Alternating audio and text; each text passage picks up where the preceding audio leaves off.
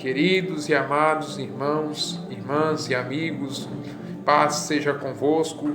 Quem vos cumprimenta é o seu irmão em Cristo, Jonathan Ricardo Dias. Hoje, dia 10 de julho de 2020. Quero primeiramente dar graças a Deus pela vida de cada pessoa que assiste os vídeos do nosso canal ou nas redes sociais, que tem ajudado essa obra a crescer. A palavra de Deus diz que de graça recebestes, de graça dai. Todos sabem que eu, desde o início da minha caminhada, eu nunca cobrei para levar a palavra. Como eu costumo dizer, a única coisa que eu peço é que as pessoas abençoem compartilhando, curtindo, para que assim os mecanismos virtuais eles entendam que isso tem relevância. Chegamos bem aqui ao estado de Minas Gerais. Estou aqui no estado de Minas e aqui a situação aqui está bem pior que no estado de São Paulo em questão de pandemia. E tudo isso, o Espírito Santo juntou tudo isso e me fez despertar para uma palavra que enquanto eu viajava ontem na estrada, Deus ele já me tocava a respeito dessa palavra, que está na carta de Judas, São Judas Tadeu, não é o Judas Iscariotes, São Judas Tadeu, o irmão do Senhor, no versículo 3, que diz assim: Amados, quando eu me achava empenhado em escrever para vocês a respeito de nossa salvação comum, tive de escrever exortando-os a lutar pela fé que os santos receberam de uma vez para sempre. Batalhar pela fé. Nesses tempos de Covid-19, de coronavírus, nós temos que batalhar pela fé. Nós temos que estar em oração. Temos que estar em clamor. Temos que estar pregando a palavra. Não podemos baixar a guarda, cruzar os braços num momento desse. Você então está defendendo que as pessoas têm que se congregar, se aglomerar? Não é isso. Claro, se o governo da cidade permite reuniões com um certo número de pessoas, e se nós podemos ir, se nós estamos qualificados, dentro do grupo qualificado para poder frequentar as reuniões, devemos ir. Até porque toda igreja, creio eu, celebra a Santa Ceia, e a Santa Ceia é uma ordenança. Então temos que estar congregando. A palavra diz em Hebreus 10, 25, para não deixarmos a nossa congregação como é costume de alguns. E aqui fala de lutar pela fé. O que eu tenho visto nos tempos de hoje, o que eu tenho visto na igreja do século 21, e mais especificamente nesse ano de 2020, em plena pandemia. Pessoas estão baixando a guarda, pessoas estão sucumbindo, pessoas estão deixando a ansiedade, a depressão entrarem na vida delas. Pessoas estão se empanturrando de lives, de séries, de filmes, de programas de TV. Artistas têm feito lives na internet, na televisão, e as pessoas têm procurado isso. E os crentes também não têm percebido que esse momento veio para provar a fé. Esse momento veio para provar a nossa fé, para nos achegarmos ao Senhor. E muitos não estão percebendo quando deviam pegar a Bíblia, ir para o quarto, dobrar os joelhos, orar, jejuar, ter uma vida de intimidade, de consagração com Deus. Fica na televisão, vendo futebol, vendo séries, vendo novelas, vendo filmes. Quando procura algo que é de Deus, fica procurando essas pessoas que ficam revelando passado, presente e futuro, que parece que tem uma bola de cristal, mas quem sou eu para julgar? Mas assim diz o Senhor, é a palavra de Deus que é a verdadeira profecia, não é isso aí que a gente vê. E a igreja de Deus na face da terra, ela não tem despertado para o fato de que precisa buscar a Deus, precisa buscar a face de Deus.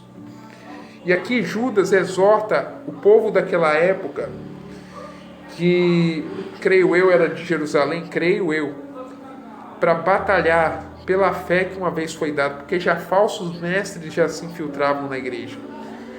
Hoje, inclusive, com uma pandemia, já tem a pandemia da doença, veio uma pandemia espiritual no meio da igreja também. Essa pandemia é chamada hipergraça. Pandemia esta defendida por alguns pregadores jovens que dizem que uma vez salvo, salvo para sempre. Que uma vez salvo, você pode ver uma pornografiazinha, você pode cometer um pecadinho sexual, você pode cometer um pecado de xingar, de falar coisa, e não precisa pedir perdão não, porque Cristo já pagou tudo na cruz, né? Afinal, você está perdoado. Você está perdoado e Cristo já te perdoou. E se Cristo já te perdoou, o pecado, e se Cristo morreu na cruz e consumou a obra, o pecado não existe. Portanto, se o pecado não existe, você pode cometer pecado. Teologia diabólica. Já reiterei várias vezes, eu parei um estudo pela metade, eu tenho que continuar esse estudo, que é sobre a hipergraça, eu tenho que entrar na parte 2 desse estudo, e é uma teologia diabólica, falar que uma vez salvo, salvo para sempre. Jesus, quando esteve no seu ministério na terra, ele disse: o reino de Deus é tomado à força, e os valentes se apoderam dele. Nós temos que se apoderar do reino de Deus. Eu demorei muito para entender isso.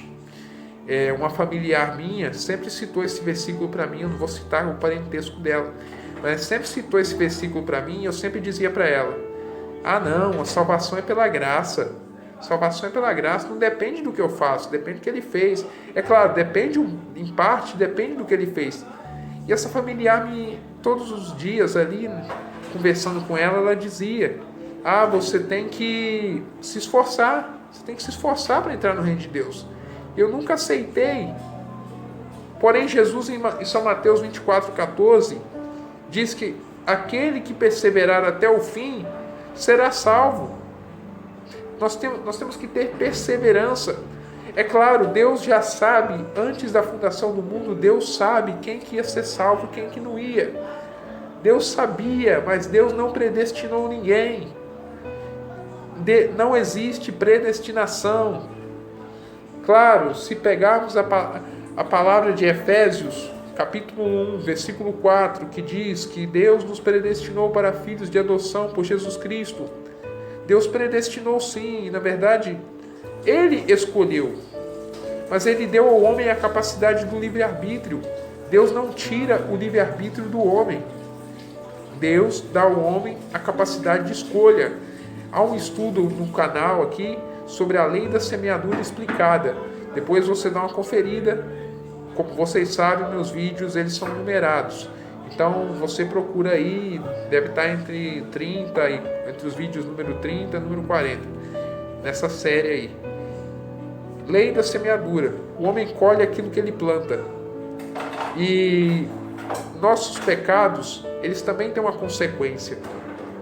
Se eu saí um pouco do foco, mas eu vou voltar aqui.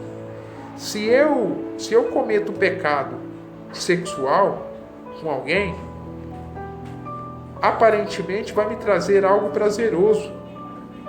Eu falo isso aqui não fazendo gracinha, não fazendo piada, falando sério.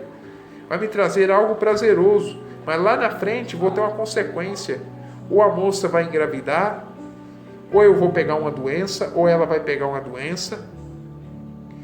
Se a pessoa fica bebendo, se a pessoa, como tem muitos pastores que bebem cerveja e falam que bebem, falam assumidamente que bebem, se eu ficar bebendo cerveja por aí, o meu fígado vai desenvolver uma cirrose hepática até, e eu vou morrer. Se eu ficar contando piada no púlpito, como muitos pastores aí ficam contando piada no púlpito, eu vou escandalizar os meus irmãos na fé, que não têm o mesmo entendimento que eu. A Bíblia diz que alguns comem carne, outros comem legumes. E a palavra diz, é necessário que venha os escândalos. É mistério, necessário. Mas ai daquele por quem o escândalo vem. Nós deixamos isso para uma outra ocasião. Só reiterando, esse negócio de uma vez salvo, salvo para sempre, está meio que fora da palavra, totalmente fora. Porque Jesus disse, aquele que perseverar até o fim, e ele falou isso no Novo Testamento. Devemos seguir o Novo Testamento inteiro. Esse negócio de até os evangelhos era para os judeus, isso aí é teologia diabólica, isso aí. O Novo Testamento, aliás, a Bíblia toda é para nós. Se os judeus não aceitaram o Novo Testamento, alguns até aceitam, os judeus messiânicos aceitam a Brit Hadashah, que é o Novo Testamento em hebraico. Se eles aceitam, tudo bem, mas se eles não aceitam o Novo Testamento, problema deles. Se nós aceitamos o Antigo, é para nós, é para nosso ensino, para não repetirmos os erros que eles repetiram.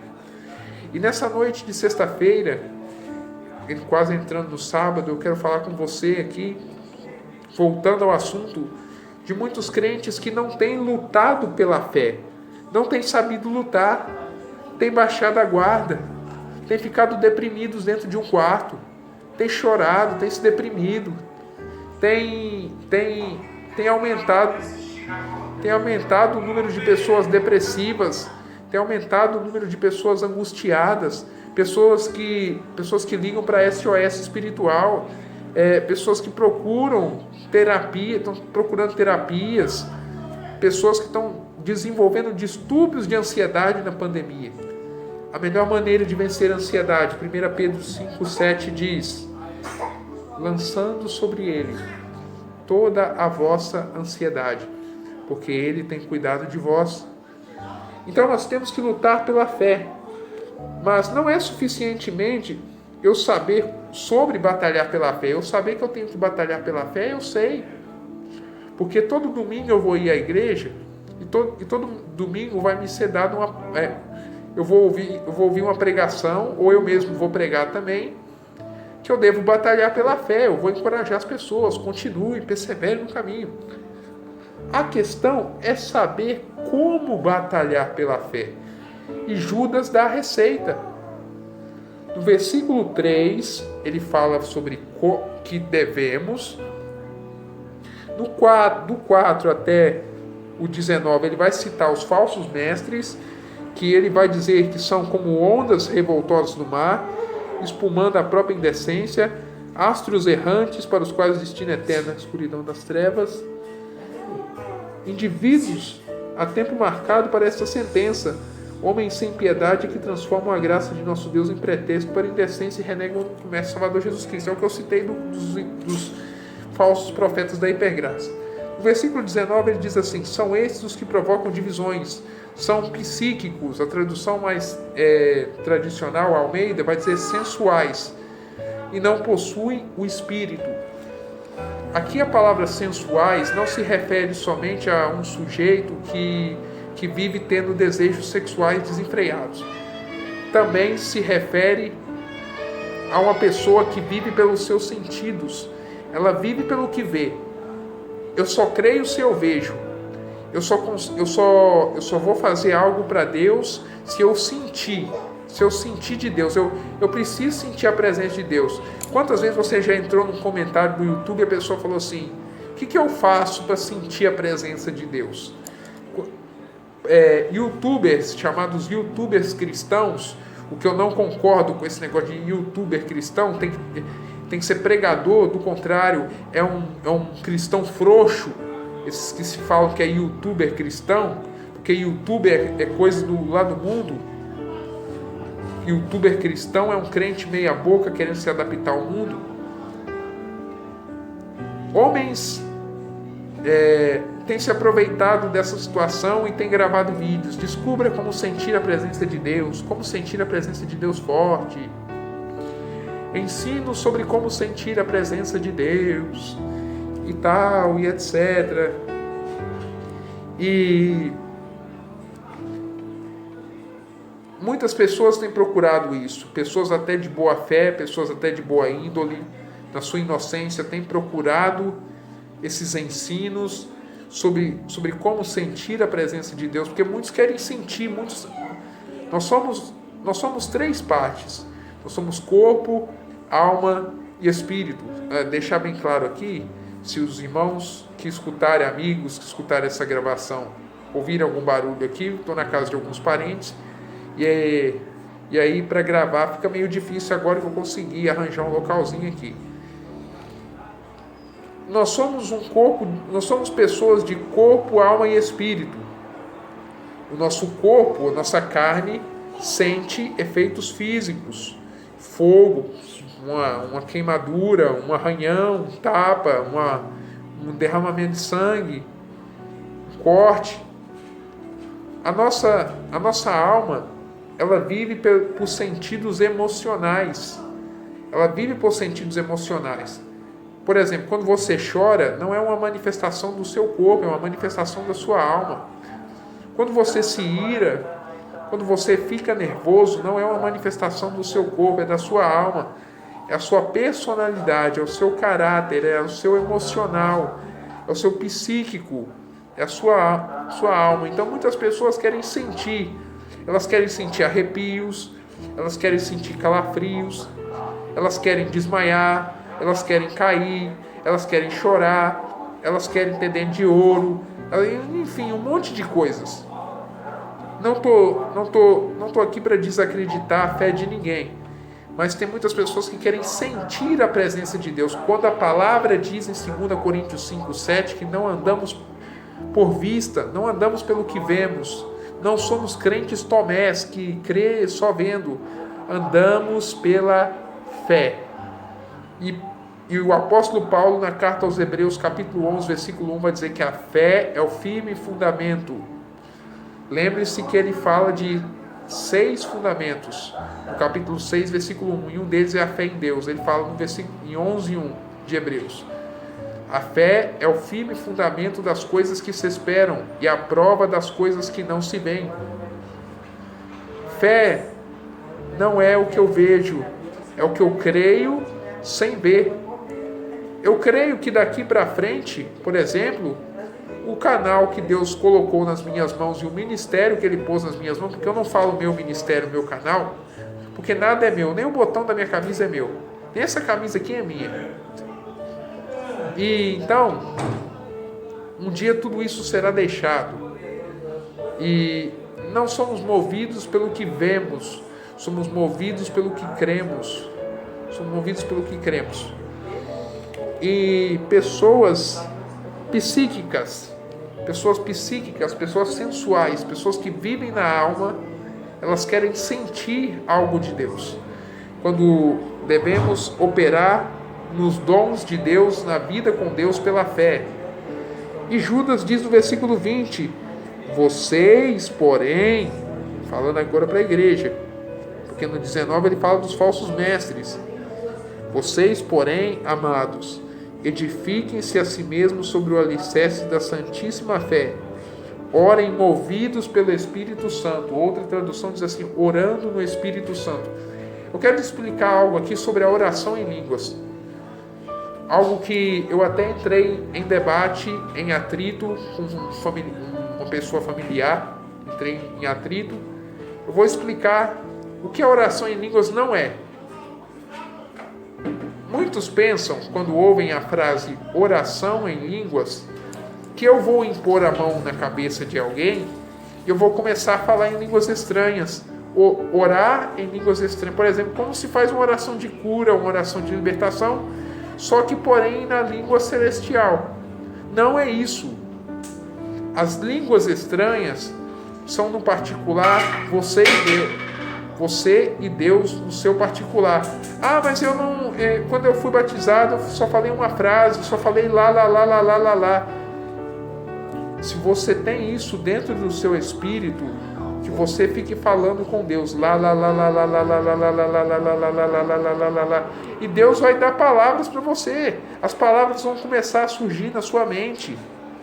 Mas o que eu quero esclarecer que não é que não é uma oração intercessória. Não é uma oração que se coloca a mão na cabeça de alguém, como tem muitos malucos por aí que colocam a mão na cabeça dos outros, saem expulsando demônio, curando enfermo em língua estranha. Como é que o diabo vai entender? Como é que o espírito de enfermidade vai entender a língua estranha se a língua é do reino de Deus? Como é que, se o reino do maligno, se a pessoa que está oprimida pelo espírito de enfermidade, ela está sob o domínio do maligno, como ela vai entender as línguas do Espírito de Deus? Porque 1 Coríntios 14, 2 diz que o que fala em línguas estranhas, ele não fala a homens, senão a Deus, ele fala com Deus. E ninguém o entende, porque em espírito ele está falando mistérios, coisas misteriosas, segredos espirituais. Orem movidos pelo Espírito Santo. Orem na força, no poder do Espírito Santo. Você não deve orar na sua dependência. Você não deve orar achando que você é o tal, que você é o bonzão, que você pode as coisas. É tudo pela graça de Deus operando através de nós. Mas também não é a questão de se autocomiserar, falar assim, eu sou tão fraquinho, a minha oração é tão fraquinha, Senhor. É se fazer de coitado isso aí também. Tem dois extremos. O se exaltar demais e o se autocomiserar demais. A gente tem que ficar entre esses dois extremos. A gente tem que saber lidar com esses extremos. E devemos orar movidos na força, no poder do Espírito Santo. E não andar segundo as nossas almas. Eu quero fazer aqui algumas considerações sobre o que eu escrevi enquanto eu viajava ontem. Não é suficientemente saber sobre batalhar pela fé. É saber como batalhar. E eu batalho operando os sinais que ele disse. Em meu nome expulsarão demônios. Falarão novas línguas. Isso aqui eu até sublinhei. Falarão novas línguas. Imporão as mãos sobre os enfermos e eles serão curados. É claro, eu subtraí aqui parte do versículo, mas a parte que eu subtraí aqui, que eu pus uma reticência, diz assim: se beberem alguma coisa mortífera, não lhes fará dano algum. Pegarão as serpentes. O batismo com o Espírito Santo e a oração em outras línguas são chaves que destravam o poder de Deus e ser usado por Ele. Muitas pessoas querem ser usadas por Deus, mas não sabem da maneira como ser usadas. Muitas até recebem o Espírito Santo, mas a única coisa que sabe fazer é ficar glória, glória, glória, glória, glória, glória, glória, glória, glória, glória, glória, glória, glória, glória, glória, glória, glória, glória. Se você ficar falando glória, glória, glória, glória, glória, você vai ficar até Jesus voltar falando glória e você não vai falar nada em língua estranha. Alguns casos, Deus até por misericórdia Ele opera e a pessoa fala. Mas você, quando você, o Espírito Santo me dá uma palavra aqui para falar que para muitos vai soar heresia. Mas quando você é batizado com o Espírito Santo, quando você aceita Jesus, você já recebe o Espírito Santo. Já falei isso em outros vídeos. E quando você é batizado com o Espírito Santo, os dons já estão dentro de você. Você não tem que ficar buscando dom, como muitos aí fazem. Campanha de busca de dons. Campanha de 21 dias de busca de dons. Os dons já estão buscando algo que eles já têm dentro deles. É patético isso. Nós temos os dons dentro de nós. Nós temos os dons manifestados dentro de nós. Devemos manifestar os dons. Muitas vezes você tem uma vontade de falar algo para alguém, você pensa assim: se eu falar, eu vou falar na carne. E Deus já te cobrou muitas vezes. E você, ainda assim, você pensa que vai falar na carne. E Deus está te mandando falar, você sente que é Deus. É uma profecia. E outros dons que se manifestam. Destravar o poder de Deus e ser usado por Ele. Basta crer. E orar em línguas pela fé. Você não tem que falar em língua chorando. Se esperar chorar para falar em línguas estranhas. Esperar um terremoto acontecer na sua igreja, você começar a falar em línguas, um pastor colocar a mão na sua cabeça. Você fala pela fé, você fala movido pela fé. Hora após hora, devo orar em línguas para santificar meu espírito, alma e corpo. 1 Tessalonicenses 5:23. O cristão que não ora em línguas é natural, carnal, anímico, psíquico, sensual. E aí eu dei uma enxurrada de versículos aqui. Vive pelos sentidos, pelo que sente. Quem ora no espírito anda pela fé e não pelo que vê. Pessoa que anda pelos próprios sentidos, nós temos 5 sentidos: o tato, o olfato, o paladar, a audição e a visão. Mas há um sexto sentido. Muitos dizem que as mulheres só que têm esse sexto sentido, mas não. O sexto sentido é a fé. A fé é o sexto sentido. E nós não devemos andar nos sentidos naturais.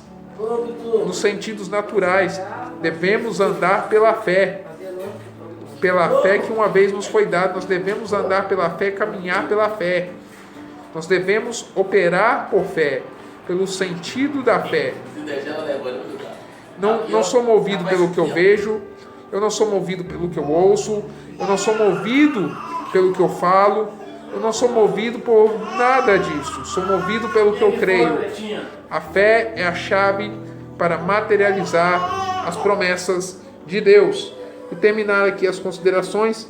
A oração em línguas edifica-nos de baixo para cima. Você vê que um edifício, o alicerce do edifício é edificar. A palavra edificar significa construir de baixo para cima.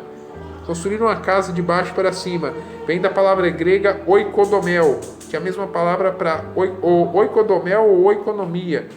É a mesma palavra para economia, para construir uma casa, construir um edifício.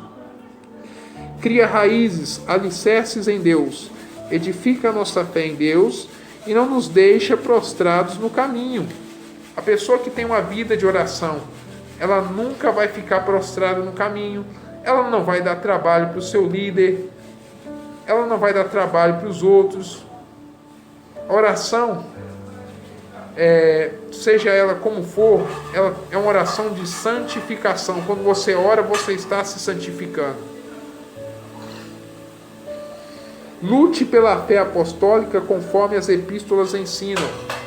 Há 21 epístolas. Há 21 cartas no Novo Testamento. 21 epístolas. E muitas pessoas não sabem. Muitas pessoas têm até total ignorância de que esses livros da Bíblia existem. Você pedir para abrir a Bíblia em uma carta de Paulo, eles ainda falam assim, não é zombando, para se ver o quanto os nossos obreiros têm sido ignorantes. Vamos abrir lá, irmãos, no livro de 1 Coríntios. As pessoas não sabem nem falar o nome do livro da Bíblia, porque associa com certeza com o time de futebol.